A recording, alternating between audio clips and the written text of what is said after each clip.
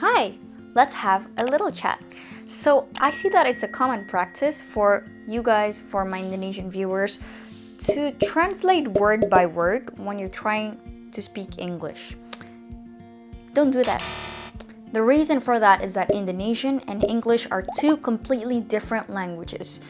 If you're Indonesian and you're learning Malaysian, then by all means do that. The word by word translation method usually works.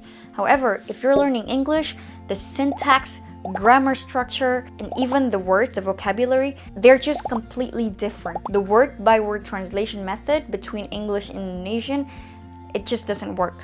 So some students in my online course often ask me, why is it that whenever I try to create a sentence structure in my head, it never comes off well, and it never comes out naturally, and I always have to think. And even after I think a long time, it comes out like the sense that I came up with, it just comes out not smooth, and it's just bad, you know, they're not sure if the sense is even right. And then with that question, I can already know that the reason why they do that is because they translate word by word.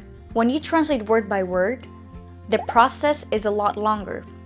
So first, imagine, let's say in Indonesian you want to say, aku kesusahan menerjemahkan bahasa Indonesia dari bahasa Inggris. You would have to say, aku kesusahan, I'm hard to translate from bahasa Indonesia to English.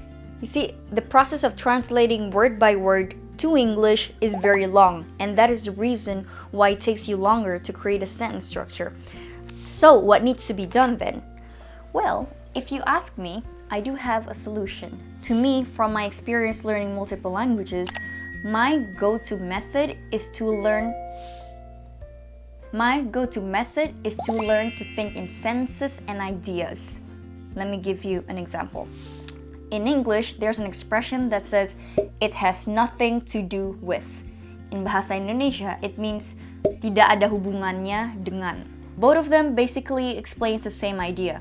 Means that there are two things, A and B, and they are not related to each other. A sama B tidak ada hubungan sama sekali. So in English, it's like A does not have anything to do with B. A tidak ada hubungannya dengan B. So both of these expressions in bahasa and in English, they express the same idea, that A is not related to B. So, knowing these two things, what you want to do is to not translate it word by word. It has nothing to do with. In Indonesian would be tidak punya apa-apa yang melakukan dengan. Huh? What the fuck? It doesn't make sense in bahasa Indonesia. So, don't do that. So what you need to do is to know the idea behind the expression to have nothing to do with, and then just learn it at that. Let's say if you wanted to say something in Indonesian that you have nothing to do with some trouble that is going on at school. Gue nggak ada hubungannya ya sama masalah ini, like that. And if you wanted to say that in English and then you have to translate word by word, you would have to think, gue nggak ada, I don't have connection with this, okay? If you were to say it like that, I think English speakers would understand it, but it doesn't sound as natural. If you were to think in ideas and you already know that the English version of that would be, it has nothing to do with me, it's going to come out more naturally and you're going to sound a lot more sophisticated than if you were to say, I'm not related to this.